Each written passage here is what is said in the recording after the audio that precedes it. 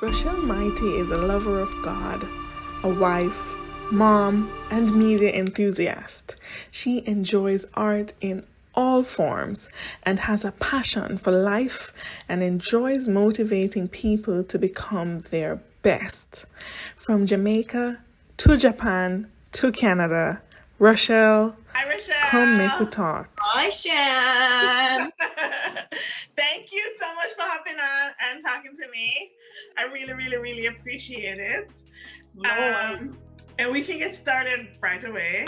I want to start off by talking about childhood. I want to talk about how you grew up, your parents, what that environment was like, and what are some of like the conversations around ambition and drive. If you guys would have had that, what that looked like. Okay. Well, to start off, for most of my life, I grew up in a single family home, and that was because when I was 8, my father was murdered. Oh no. So my mom was like, she not take on any more man, because man problem she don't want to deal with. Wow. And so I grew up, I would say we had a mix of ups and downs as usual. We struggled a lot when my dad died because the income, of course, went down to one person. And we were very close-knit. I think that brought us together even closer than before. I am number 5 of 6 children. What? Yes. Oh wow. 6 children, and my mom, she was a teacher. Well, she still teaches even though she's retired, but we grew up with, first of all, knowledge of God, deep belief in God, and second of all, deep drive to be educated and to uplift ourselves. And especially because my mom was investing so much in us that we didn't want to fail her. We wanted to make her proud. And she was, at the time, she was my example, still is. But when I looked at her, you know, at the time, 4 of the 6 kids were going through school. One was heading out of high school. One was still in high school. My sister and myself were still in primary school. She sent my brother through aviation school for the most part. And she sent him to maritime as well. She sent my brother through university. She then started her university journey, doing its bachelor's. And by the time I went to university, she was sending me to university while she was doing her master's. And none of this was on student loan. That name, you have no excuse. Yes. That name. Wow. Yes, so I saw her really sacrifice. And so, you know, our big goal was to be educated so that we could help ourselves. And she also believed in exposure.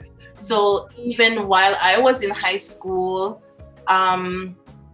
she would get me involved in stuff like Optimist Club, speech writing, essay writing contests. And that actually, I won the top prize, I think, for my essay, and I got to travel to the US at 16.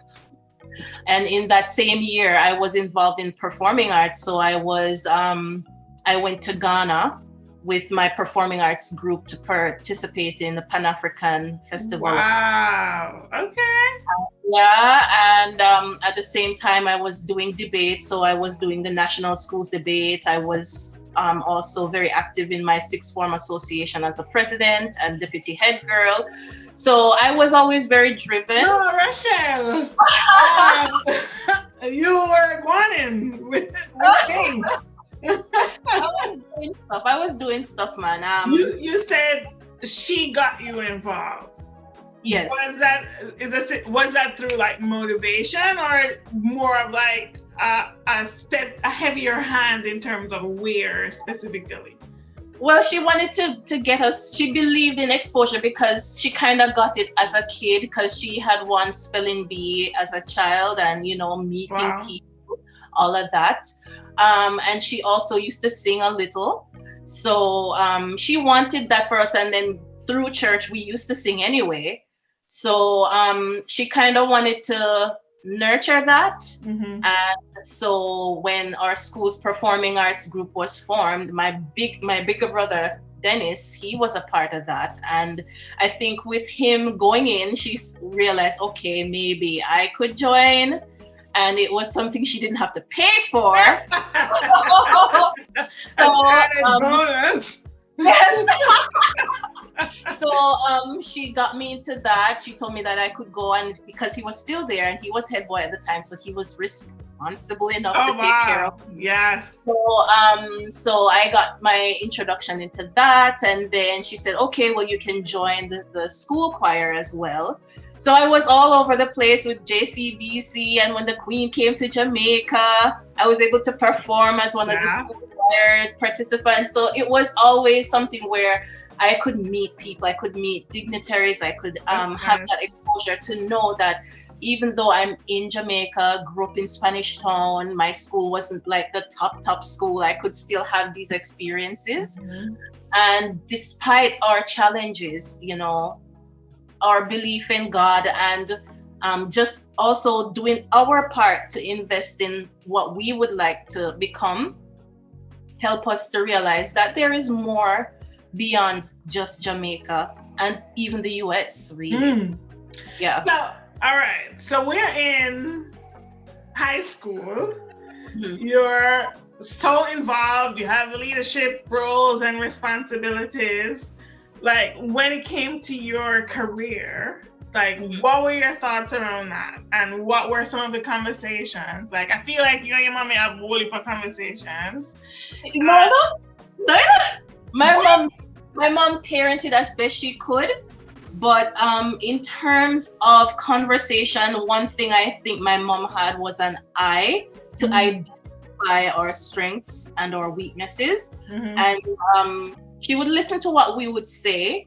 And my earliest conversations with her as a child, really, that she also reminded me of was when I used to watch the news, because, you know, Jamaican parents, you have to watch news. Yes. So at the time, you had anchors like Helen Coley. That time she was even married.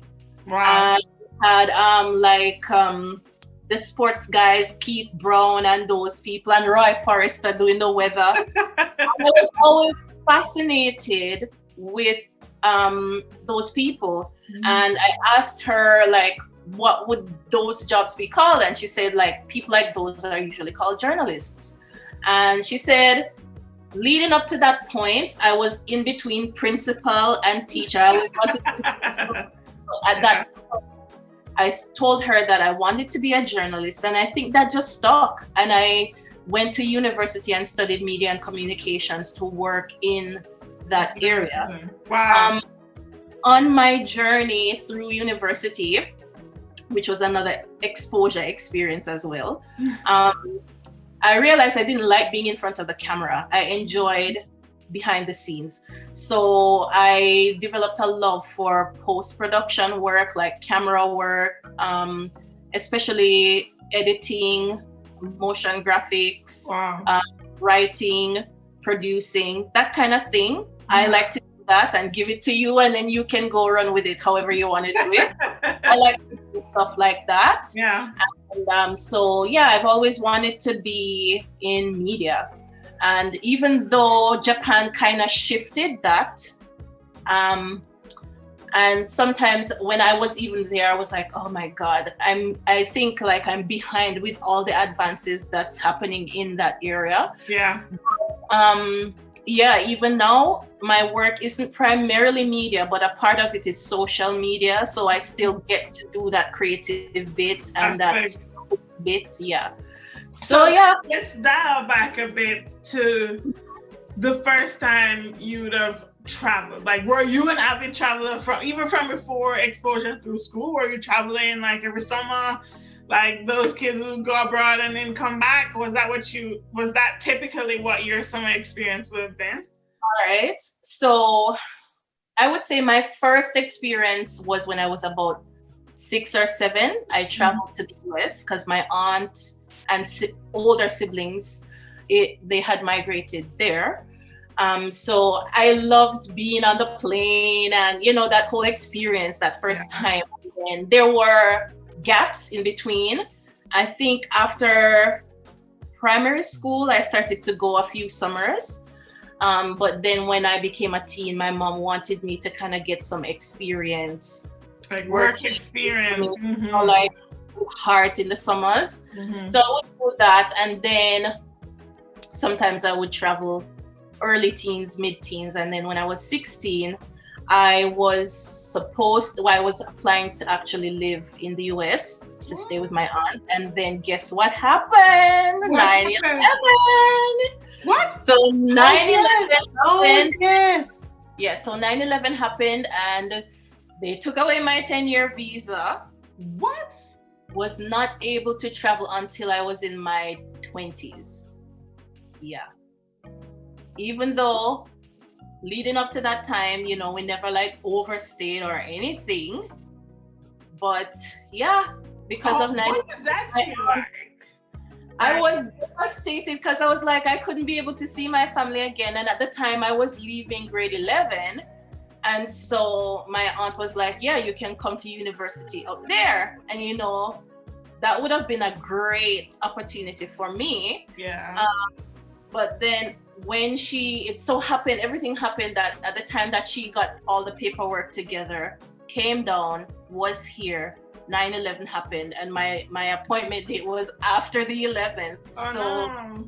Like shortly after, maybe days after. Wow. So at that time they were like, nope. They were shutting down everything. Yeah. They were like, we're gonna cancel your visa as well. My fresh visa, you know, like fresh enough. Well, fresh.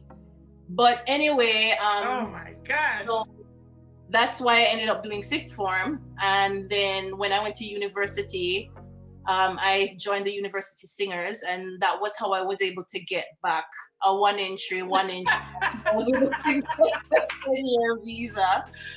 But that was my traveling experience. And wow. Then in your mind, like a 16-year-old being exposed to Ghana and Jamaicans grow up with having somebody foreign. Is either somebody's in the US or somebody's in the UK or somebody. Well, Canada maybe not so much, but US, UK for sure. Like that wasn't anything new. Right? We have burial picnic when parents are abroad and then send down stuff. We are accustomed to that because, you know, that's a part of how we grew up. But when it came to outside of like there were some terms like my brother would say, you have foreign and then you have abroad, right? So abroad is everywhere else in the world, and then foreign is US and UK. So going to abroad, Ghana, for the first time, like, what do you think that did to your worldview?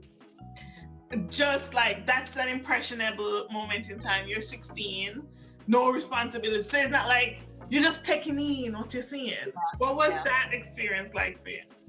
Wow, I don't have I have memories, but they're like snippets, right? So, I remember the trip was like arduous and very long, and I was like, "Oh my God, I'm tired of this." But getting there, it was amazing. I don't have the words to describe. Wow. It's like a piece of Jamaica, but very different. So vast, so beautiful, so full of rich history, so full of natural resources, and the people love Jamaicans. Mm-hmm. So it's like you're home, but it's not home where you were born. That's how I felt. And the experiences there to perform. And then, of course, you know, you get the tours and stuff, touring the slave castles, everything. It was just like an overwhelming feeling of amazement, right? Especially when they would say, all right, when we went to like the coast of no return or the place of no return, that's where the slave ships would leave, and the slaves would know they'd never come back home. Wow. And I was like, wow. And these people would just go to these different Caribbean countries, America, wherever that slaves. Puts things into perspective, yeah. Yeah, and I remember also, like, of course, you know, moms were ripped from their babies and stuff like that, and they would have holding dungeons for females, holding dungeons for males, holding cells for the rebellious slaves, and we were able to go into each. And I was like, wow, our ancestors really went through a lot, you know, really went through a lot. Like, I'm just picturing it now, you know. We went through so much to be here today, to be ripped from your homeland like that, you know. But despite that, the love there is so real, and it feels like home, where you see the stalls on the road and the people selling fruits and food, and you know, they have a vibe just like Jamaica, right? I love that. And so yeah, I remember the experiences and the food. Everything is just different, but that gave me such a different idea of even Africa, because Africa on TV is not all that. Yeah. It's way beyond that, bigger than that. We just highlight that, but it's beautiful. It's beautiful. It's not deprived of, you know, anything really.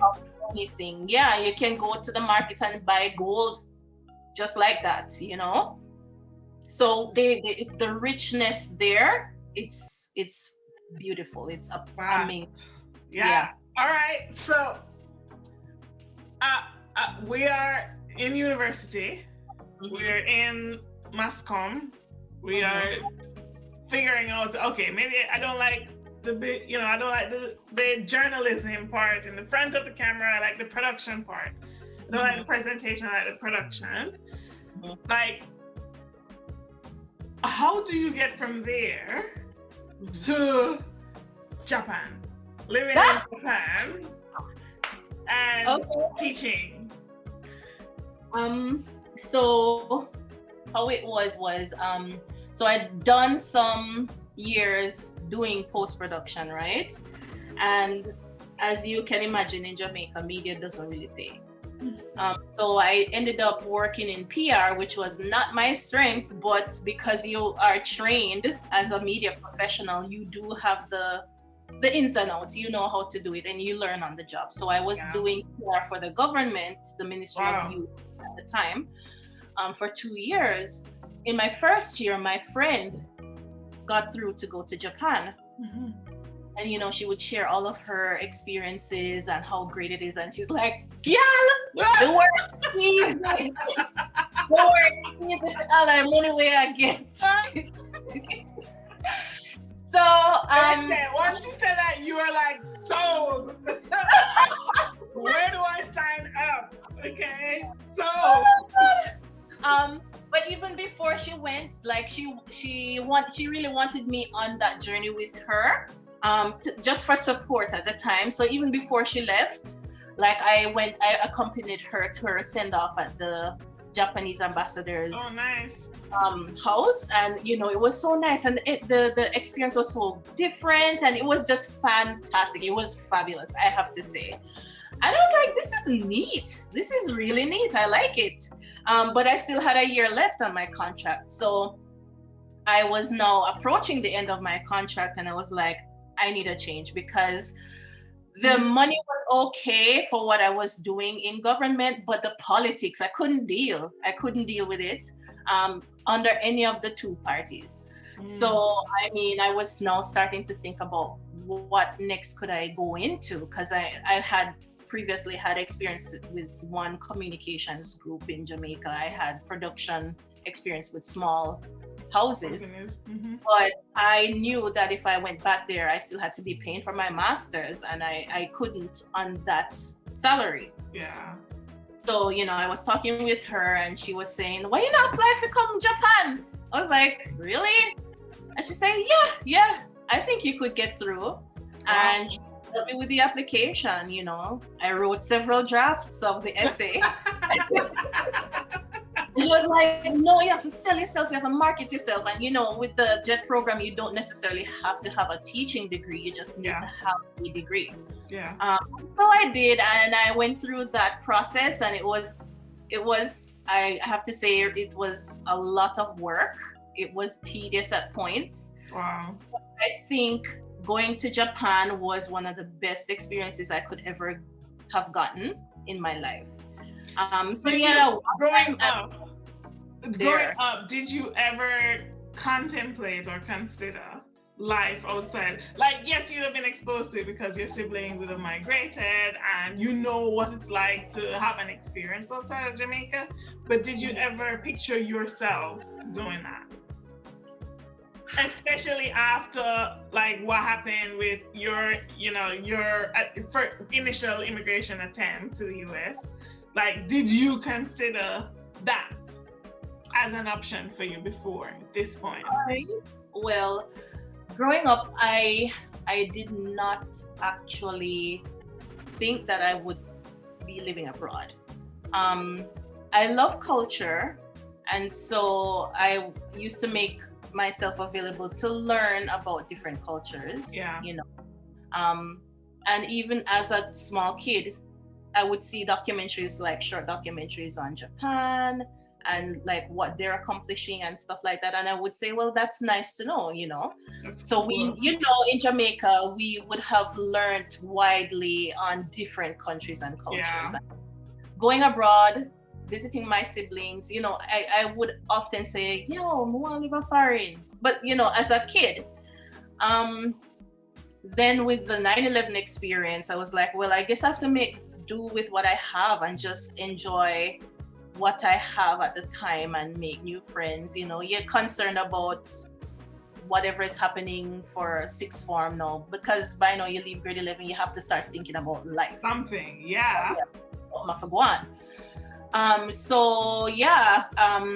I still at that time in sixth form was thinking, well, after my degree, I want to work in post-production in Jamaica.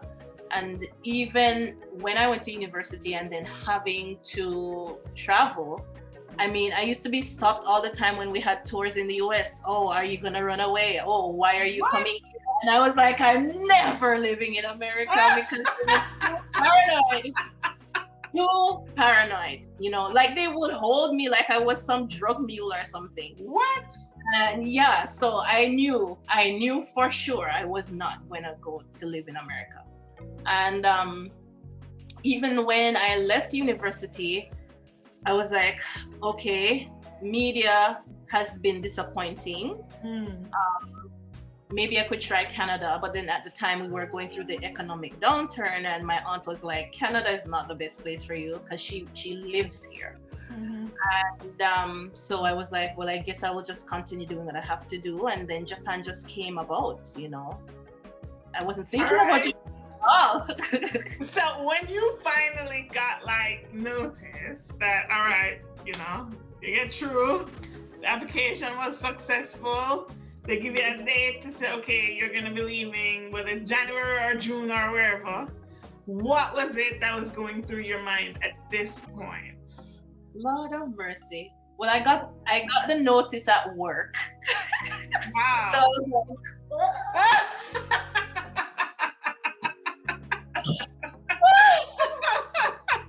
was like, I was so happy. And I think the first person I called was my mom, and she was ecstatic. She was so happy. I love that.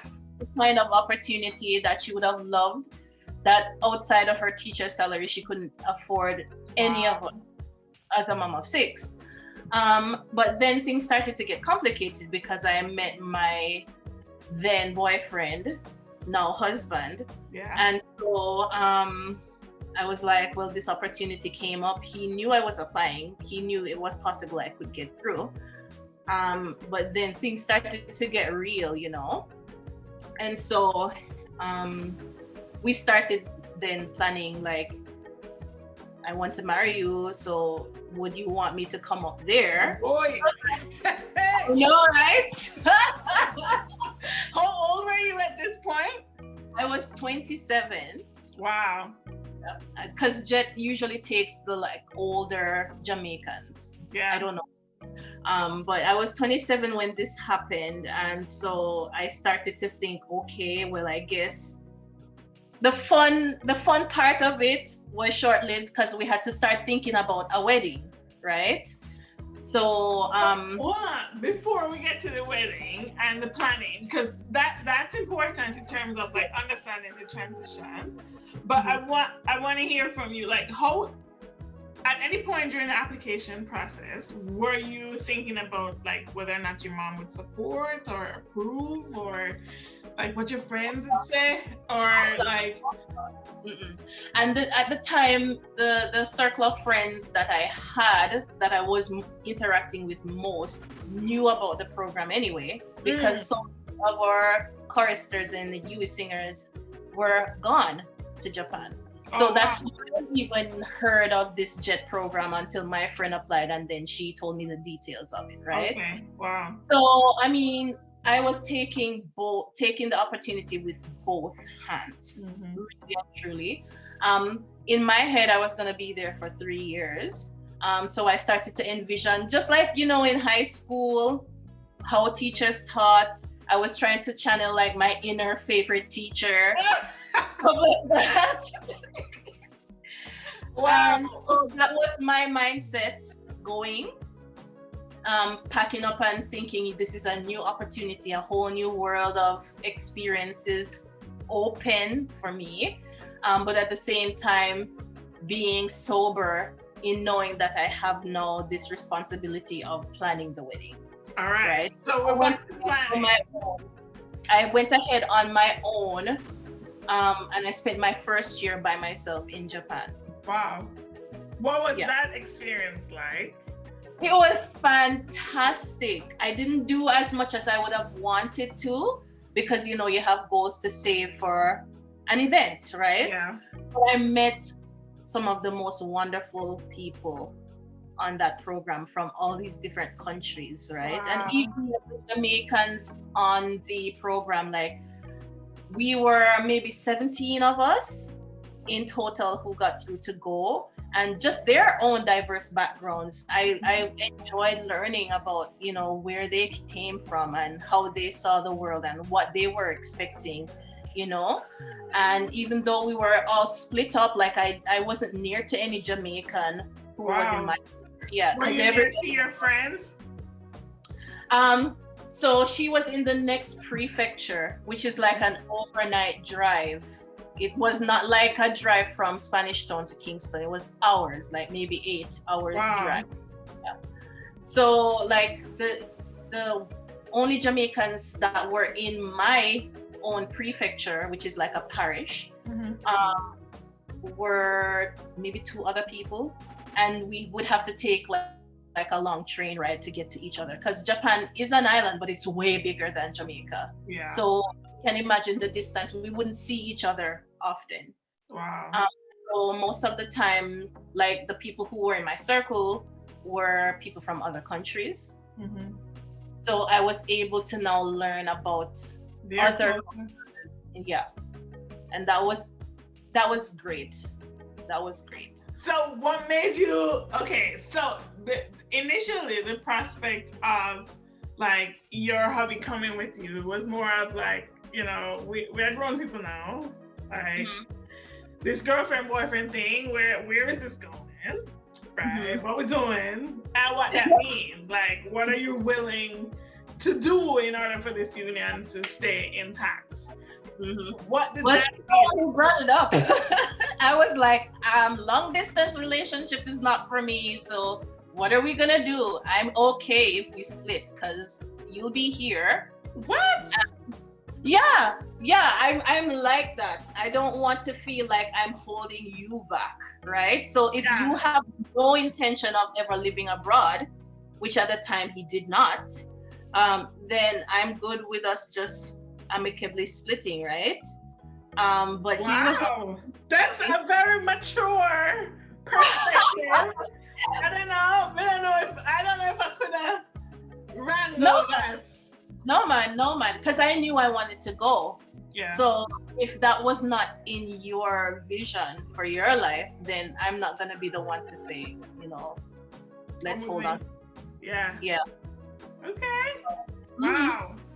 So you guys are having this conversation. You're like, all right. Like, I don't know. In my mind, like, having moved, I know how like big of a task it is. Like a lot of loose ends to tie up, especially when you know it's okay months before you even come back. Yeah. What was that process like for you guys? It was a lot of, as you said, loose ends to tie up. So I was leaving now. My contract, thank God, it ended at around the time that I was supposed to leave in July anyway to go to Japan. So I had to work out like I can't remember what they call it, but it's like some money that you get paid that you used to pay into while you were working. I had to tie up banking information and stuff like that, and we started to develop this create this bank account for ourselves, joint account instead of just and like dealing with my schoolwork, because at the time I was still doing my master's. I carried my master's to Japan, and it was one of the most difficult things ever to do. So I still had those kind of things to deal with, and like I lived at an apartment, so I had to make sure I found somebody to take up my lease and stuff like that. So it was a lot of loose ends where that was concerned, but I didn't have like loans except for a car loan that I had made sure paid off. Okay. Time. So I didn't really have a whole ton of things to do, but it was a whole lot of getting ready. So like things that Japanese people wouldn't have in their stores, or myself organized so that I can have things met by certain deadlines, so I can meet with friends, because then everybody's saying goodbye. So it was more of that. It was tiring, but it was still not a great deal of work. It wasn't like I owned a house or anything like that I had to get rid of, Okay. Yeah. So let's talk teaching. Let's talk, like, it's so ironic that you grew up with your mom as a teacher. And I kind of feel like in the back of your mind, or at least in the back of my mind, I would have been like, oh, like, even if I had to fake my way, I know how to fake it good, because I would have seen my mother write her lesson plan, and I would have understood that space anyway. Yeah. But what was it actually like now when it's time for you to go in the classroom and work some magic? Because I mean, your friend don't hype you up and say, look here, the work easy, right? For the pay I get, it's easy. What was that actually like when it was time to get ready to do that? All right, so let me frame it in perspective. The work was not difficult. If you've worked in Jamaica, you would have experienced all you need to experience to be equipped enough to go anywhere else and work. Yeah. What made it most challenging was the difference of everything. Difference in work culture, difference in work ethic, difference in culture overall, language difference. All of those played a part in making my first year so difficult. It was a learning curve for me. I'm gonna call up my friend and say, get it to lie. Thankfully, she was there to guide me. I have to admit, she was always there to guide me, right? Yeah. So she would always, try to say, hey, you're gonna expect these. These are the roadblocks that you're gonna come up against. Hi, Annalise. And she was telling me, did not make it any easier, but at least I could expect it, right? Yeah. Yes. So in terms of teaching, first of all, how it's set up in most schools is that you teach with a Japanese teacher who is an English teacher. So they would understand what you are saying, and if kids have a difficulty, then they would translate. which in the level school that I was, because you have high level school, mid level school, low level school. My school was a mid level school in rural Japan. Oh wow. So the English level was really low. And the motivation for most kids was really low as well. Because they culturally have a view of English as, I don't need this after school, so I don't need to invest my time and energy in this. So that's what I had to confront, right? And that's how it's set up. Also, like my predecessor, which would be the person I was taking over from, would have already had a rapport with those kids. Oh wow. And so, having to now come in and try to develop my own style and develop my own way of communicating and interacting with them, it was kind of hard. And he was an American, and they kind of have Americans on a high pedestal, and so it made things a bit challenging for me. And he was there 3 years, and wow. Cool guy, the girls were all over him, how it and so that was a challenge, especially my first year. And that was just on a social level. You're not talking about all the things that I had to inherit from him, because when the school system starts in April, so when I come and to start school in September, I would have been in the middle of schools, in the middle of the school system. Oh right? yes, that is true. Wow. Yes. So that's an odd transition. Yeah. So I would have to now take over what he was doing, and then try to meet the goals of the English teaching department. So it was a lot to process, a lot to absorb. So the first year was super challenging, because for first year students, I have to focus on X. Second year, I have to focus on Y. By the third year, they're getting ready for university, and that's intense. And so I have to maximize all of the time that I use. And I was the one ALT there. Yeah. So I was the only one teaching English in English all the time, each week. So like all of that. And then, especially in the first month or two, dealing with jet lag, not having communication with your family because of difference in time zone. It's a lot. And my first year, I really struggled with the classroom because of that. What was that for you emotionally, mentally? What was that? Because growing up in a close-knit family, or having them at your disposal, to not accessing them at all, like getting comfortable with your own company, and then still having the work pressure to perform. What was that like? Jamaica, like we understand the culture, and I kind of feel like growing up is its own learning curve. But to be in a position where, as an adult, you are now in a new space, so you have to kind of unlearn some of your things to quickly relearn, to then perform and then excel. I don't know, what was that like for you?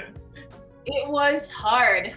First of all, getting there, I didn't even have internet access to be able to contact my family until I get to work.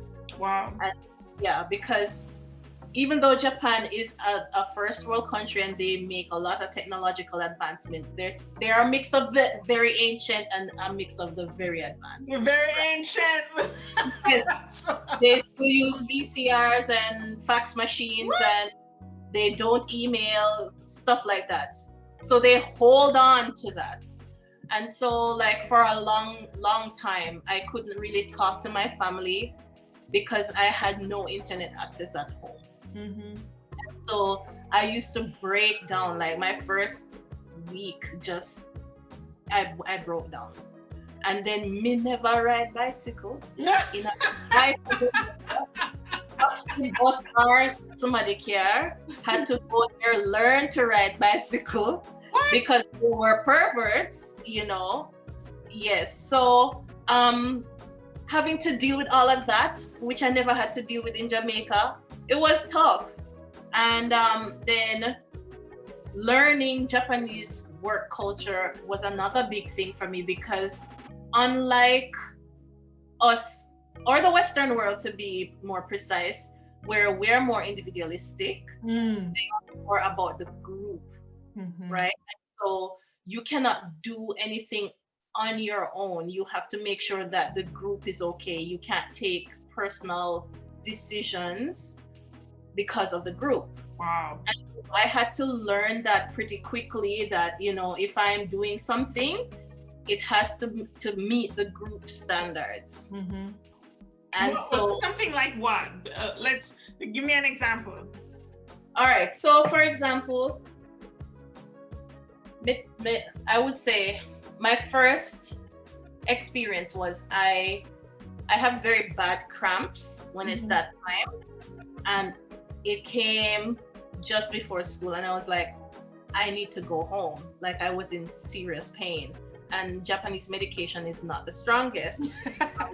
Even before school officially started, this was like August, right? Wow. And I had to take a day. Like, they couldn't just say, all right, go home and, you know, you just call it a day. I had no classes, but I still had to go into work. Wow. That's culture. Even though you don't have class, you still have to go into work, and teachers work themselves to death, like, because they don't want to leave early because the principal hasn't left us yet. So they'll go 8 p.m. and get back to school at 7 a.m. Yeah. And so, like, I had to realize, okay, this is their culture, and so I have to kind of abide by it, even though I'm different and they see me as different. And so, like, I had to take out of my vacation in order to go home for 2 hours. Wow. It is because that's their culture, and they don't make exceptions for it. Wow. Right? So, I mean, that was my experience. Every ALT has different experiences based on where you're placed and the school and the people. Yeah. But that's one thing with them. They hold on to their culture. There are no exceptions. There are no workarounds. And so I had to realize quickly that that was the environment that I was in. You know, so I had to work with that. And so if I'm doing anything, I have to make sure that it doesn't affect them. If I have to take a day for health reasons, or if I have to go for a school trip, not school trip, but like a work meeting or something with ALTs, I have to make sure that my lesson plan is completed, that the teachers know that I'm at X point in the lesson and they are comfortable with me going, and when I can pick up back where I am. You know, they don't like uncertainty, and they don't like if you just go off the rails like that, you know. So that was the kind of culture that I was in for this. Well, that would explain why the program itself would be more prone to get more older persons to join, because when you're older, you have like a greater sense of responsibility, a lot more maturity. So I wouldn't say that, because most of the kids, I would say kids from the US and the UK especially, come straight out of college at 21, 22. So the Jamaicans were like 20s and 30s, like late 20s, 30s. And then there's this gap because we have more responsibility, and, you know, coming from a third world culture where you had to work really hard to get where you're at. Yeah. Them coming in at 21, 22, already we have that age difference, and they are about just like enjoying life and getting wasted. So, you know, there was that, you know, that real separation, if you may. How long were you teaching for in Japan? Well, I was. And what made you consider, like, all right, this is it, I'm done? So JET program ends at 5 years, and after that, you can leave, or you can choose to stay in Japan and work elsewhere, but that's totally on you. Oh, wow. So if I've had friends who, like, probably close to like 12 years now, they have been gone. Yeah. Wow. So how many of the people that you know, what would they go back home to Jamaica? Because I feel like after you've been exposed like that, like you either really love Jamaica or you really hate Jamaica. There's no in the middle, because it will all depend on your experience. So if you go and the entire 5 years was horrible, then you'd really love Jamaica and you'd want to come back and make a difference or do something else. I don't know. There's the mix. It's on every part of the spectrum. I know of some Jamaicans who have left and gone back to Jamaica to try to really make a difference, right? Most of the people I know who left Japan are not in Jamaica. And that's because of this one simple fact. Japan opens up your eyes to a different kind of life. In terms of just the quality of life, it's so much better than Jamaica in the sense of infrastructure, in the sense of efficiency, simple things like customer service, simple things like being able to leave your door open or your window open, not hearing gunshots if you previously lived in that area. In an area like that.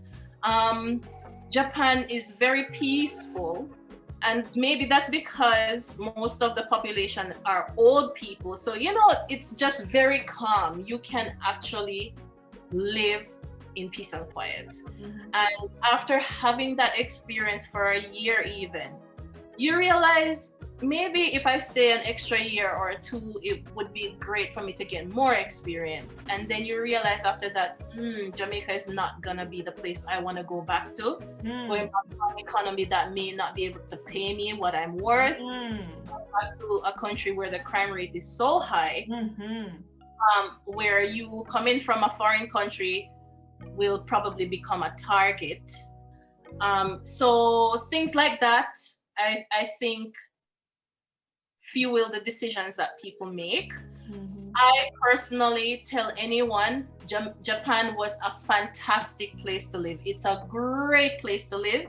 It has so much good, but it also has bad. But for me, the bad was so bad that I had to leave. Right? Wow. So let's talk about that for a little bit. And I also want to touch on like how that experience, both good and bad, would have been either amplified or reduced by the time your hubby got there with you. Okay, so I think I was in a honeymoon period when I first went there in my first year, really. I thought Japan was fantastic. I could save. I could do all these things. I still had my schoolwork to do and pay for, but I was comfortable. In terms of quality of life, it's so much better. For example, you go to the doctor, you can get things right away for cheap because your insurance covers that, right? You don't have to worry about paying an arm and a leg, for example. Simple things like if most people there take the subway, or they take the train. The trains are never late. They're always on time. They're always, unless there is something happening, there is always notification to say there's a delay. You can go on an app or go online and you can search for the train time that you would like to leave on, and you get there at the time that it's said that, right? Wow. In terms of customer service, it's just second to none. I can't describe it. They cater to you, even at the gas station. And despite the fact that where we live was mainly rural area, we didn't really have a lot of English speakers. There were people who tried to communicate in very, very broken English, right? So that made your interactions, seem a little bit more, like, oh gosh, it felt very near and dear to you. But in terms of the bad, as you know, Japan is very homogenous. And because of that, they look on foreigners, it's like they have an anti-foreigner sentiment overall on a societal scale. Mm-hmm. And so as a Black person, you would see plainly that they are racist. Many of them are racist. In addition, because they're traditional and they're very rigid with their systems, there is no leeway for them to accommodate you as a partner, right? And say, for example, my husband, when he came, he didn't have health insurance, but he didn't think he would have needed it right away, right? And then the job he got, he was not able to get life insurance, health insurance, because he was at the time part-time. And so when he got sick, the city office then got involved, and they were like, well, you have to pay all of this health insurance, this back money for health insurance that he didn't even have. And he was like, why do I need to pay that? They couldn't provide an explanation. Wow. Right? And they decided they weren't going to provide an explanation because that is how it's always done. And so there was no flexibility. And I'm thinking, for something like this, there is no discretion, there's no empathy, nothing.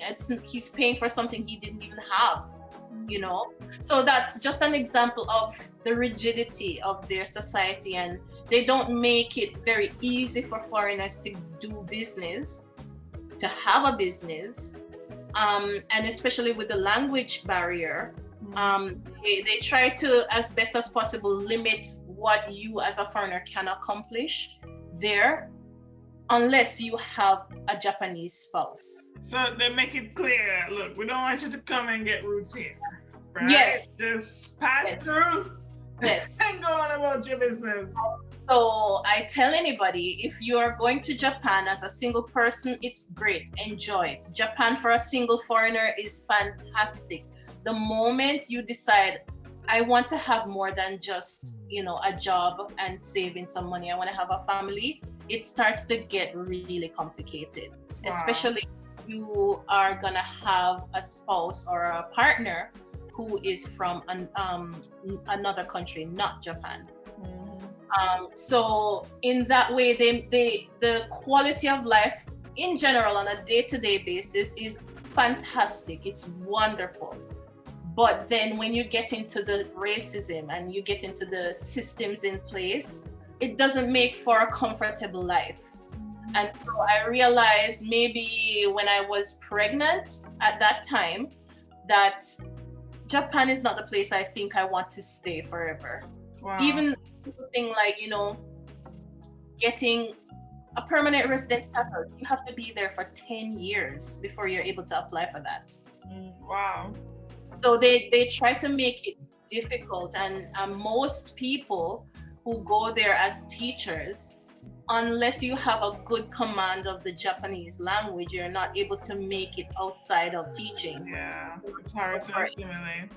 And if that's not your passion, then you realize quickly, this is not gonna work out for me long term, right? So the people who are able to invest the time and the energy to learn the language and go out and interact with the Japanese and eventually apply, do these exams that they have to do in order to get their resident status, up to par with a normal Japanese, it's really not worth it, Wow. So yeah. So at what point did you start planning to say, all right, so I'm pregnant now, I know that I don't want to stay here, where am I gonna go? You are literally halfway across the world. Yeah. What was your thought process around that next move? Well, initially we didn't even want to stay there beyond the 3 years, as I told you. And then I got pregnant and I realized I have to stay, because if we are to go back home, are we gonna go back to our parents' house with the baby? No. So we decided, let's take the extra 2 years on jet, earn some more money, save some more money, and then in that time we could investigate what other countries we would like to. We knew the US was out of it. For sure. So I just started to think about like my friends. Like I had a Scottish friend, and I was like, Scotland seems to be a decent place to live, right? So I started to investigate that, but it seemed like they weren't really open, like how like a Canada would be open to have like a legit process to get through to go there and stay there permanently. Yeah. I looked at Sweden. We thought of Finland. Wow. Because by that time we were like, I was like country shopping at this point. yes. By that time we were like, we're already halfway across the world. We're 3 years in. We've grown to accommodate time differences and everything else. We didn't see any problem, right, with going to another far out country. Australia makes it difficult for people to go there to live unless you're married to an Australian. So I was like, oh, well, let's see if Scotland and Finland and Sweden were okay. Michael wasn't into Finland because it was super duper dark and cold most of the year. Sweden seemed fine, but there wasn't anything that I could find online to say this is how you apply. Okay. And it was the same for Scotland. So then we were thinking, well, Canada is the only one that we could think of that has a legitimate program we could actually apply. Wow. So Yeah. I was telling you earlier, and I'll just say it here again, like initially, like in my mind, I feel like just hearing of your experience planted a seed for me, because it was like, when I was told that, I was like, you're going to Japan to live, honestly, it was more like, what? like, what? That's possible?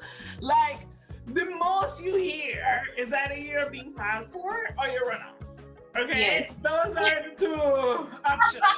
But a legitimate move to another country, and then from there, so to be able to go to another, like in my mind, honestly, it was more of like, something clicked.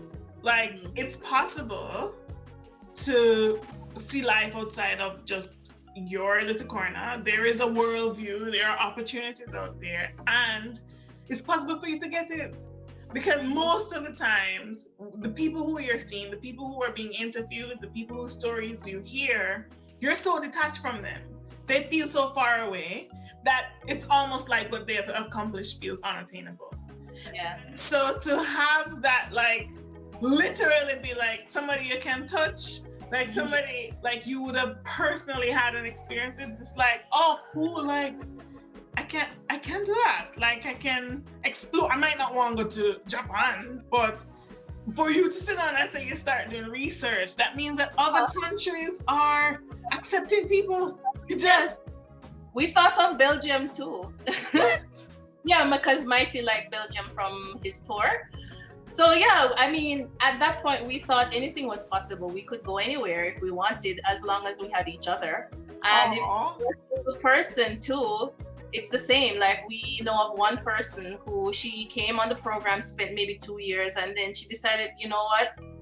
I don't really think I want to do this. I'm going to do my PhD. And she went to, I think, Norway. I love Norway. Don't get me started, okay?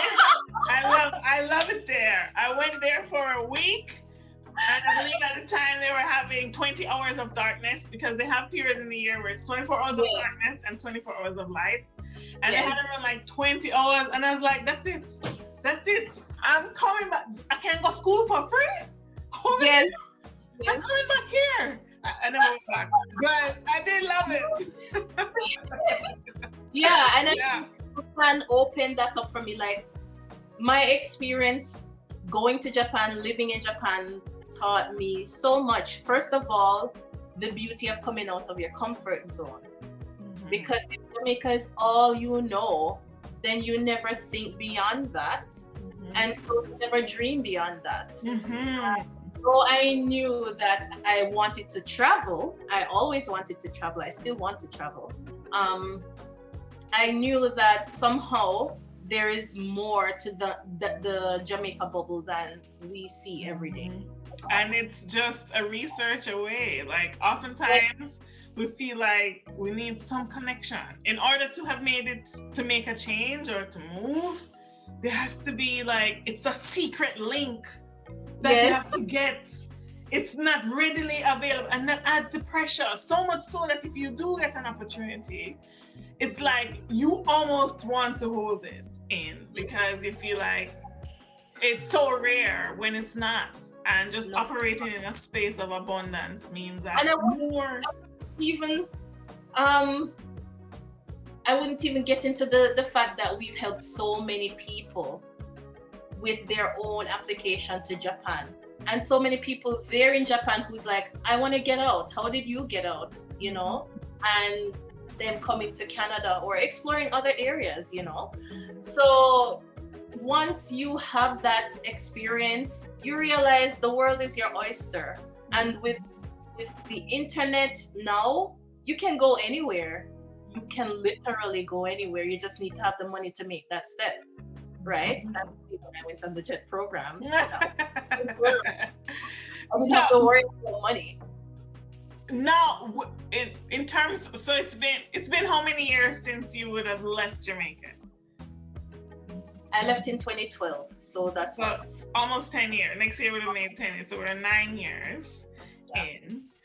What 2012 Rochelle, looking back at her going into this experience, you know, bright-eyed, bushy tail, like we want to see what's on the other side. And now, like, having had that experience and come out, and now you're residing in Canada, what does that 360 view look like now, looking back? That's a toughie. I think looking back, I was very limited in my thinking. Like, I limited myself. And if I could go back to my 2012 Rochelle, I would say there is so much more you can do. There is so much more. Like, while in Japan, my friends and I started a magazine, which was short-lived because of certain reasons. But, you know, starting a magazine, starting back my poetry writing, thinking about making a book, writing a book, you know, all of those things 2012 Rochelle never dreamed that she would be thinking about, right? Just doing more with life and really enjoying life. I think Japan has opened my eyes, or had opened my eyes to the fact that life is so beautiful. Life is so beautiful. And you just have to... Just that a while ago, and Cobra Roastering. Yes, real, Shan. Life is so beautiful if you just stop to take it in, right? Because I found myself, like, when I compared myself while I was in Japan to being in Jamaica, like, I was always on the go. I was always on the go. I was doing school, I was working, and while I was working, I was just always all over the place. I was never stopping to just relax and take it all in, right? And so going back to 2012 Rochelle, I would say pause and just enjoy life, because you're not gonna get back your 20s. You're not gonna get back all these experiences that you had before leaving and taking on a husband and having a kid and dealing with racism in such a blatant way. You know what I mean? It's a lot that has been rolled up into this ball that has snowballed me into 2021, right? I think looking back at 2012 Rochelle, I would say, don't be afraid to do what you love. Don't be afraid to express yourself, because a lot of us as Jamaicans, we repress our feelings and we feel like we should not say something because we don't want people to judge us or people to think we are soft or we are weak, when it's totally opposite, you know. And to believe in yourself, things like that, you know. We think if we have what Shan has, then we'll be successful. When we can't walk in Shan's shoes, we can't do what Shan does. We have to do what we can do, and we have to enjoy that experience, and we have to enjoy the process of learning to get to the point that we need to get, right? So yeah, looking at 2012 Rochelle from my lens now, I would say I have grown so much. I have evolved like so much. And I wouldn't change it because Japan really took me out of my comfort zone. Like really, I had nobody. I had no church home.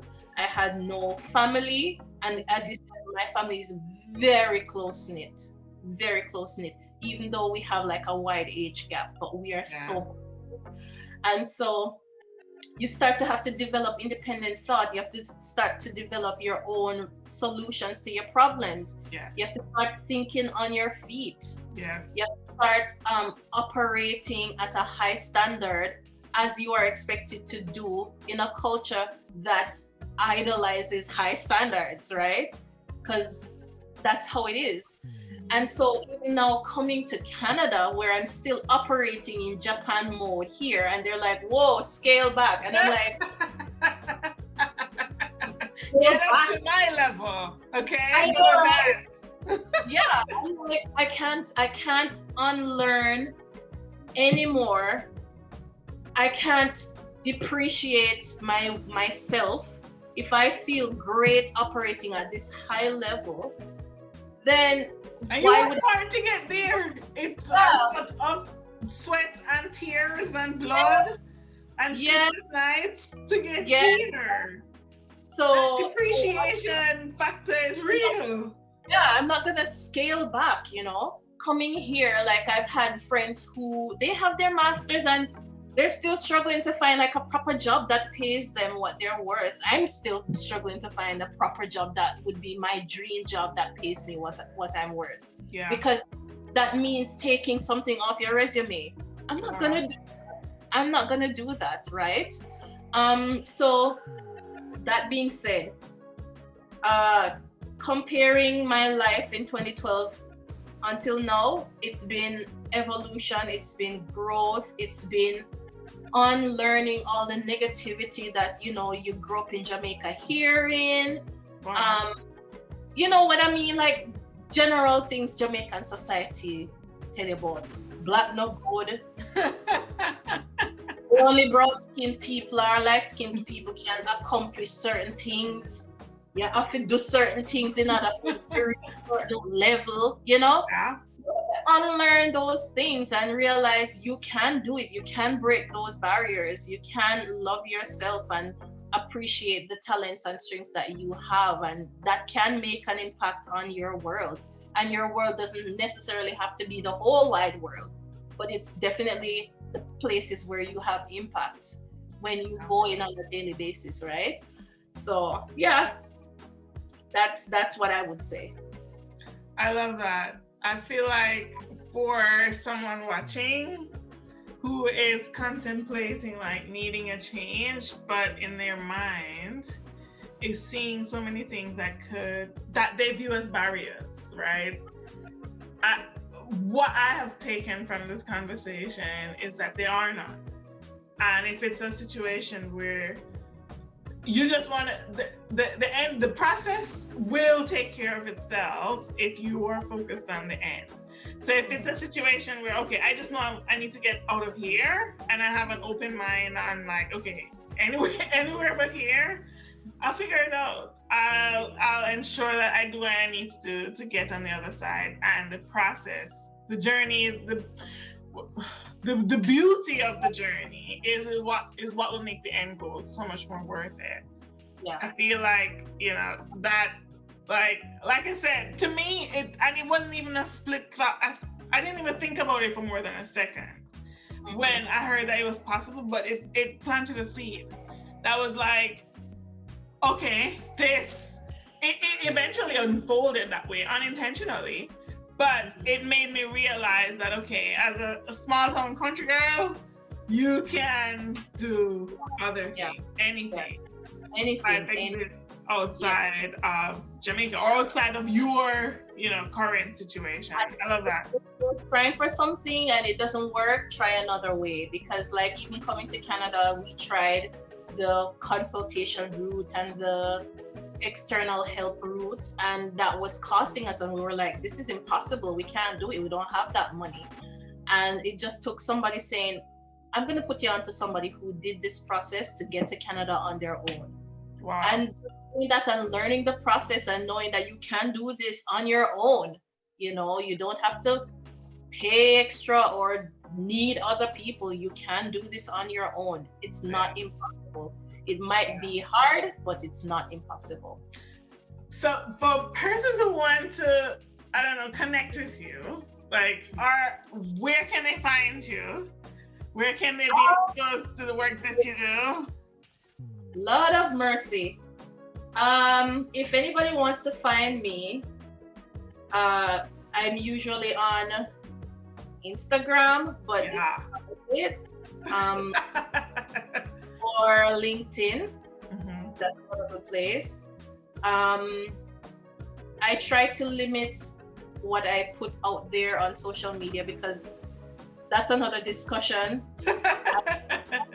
As a person who is in media, I understand the vices of media, and therefore I don't really have a whole ton of people on my social, especially after having like 1,000+ people on Facebook and realizing I don't connect with anybody. Why do I need to have so many people on my You're Facebook? very intentional. I love that.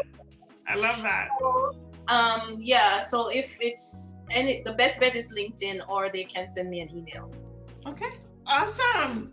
I can give you that email address. Yes, and I'll share it with anyone who is interested. If you're watching this video and you just want some insights on next steps. Thank you so much, Rochelle, for sharing your story and just talking about what led you to make those decisions and how you even approached those situations and how you came out on the other side. I feel like not enough people, you can't shout this story from the top of a mountain, loud enough. There are persons out there who want this information, who want to be able to see another side of life. And, you have it. And thank you for sharing it, because I'm sure, like me, there's somebody out there who just needs to hear about one thing before they make that next move. Thank you so much. I really, really, really appreciate it. No problem. And see you. Bye.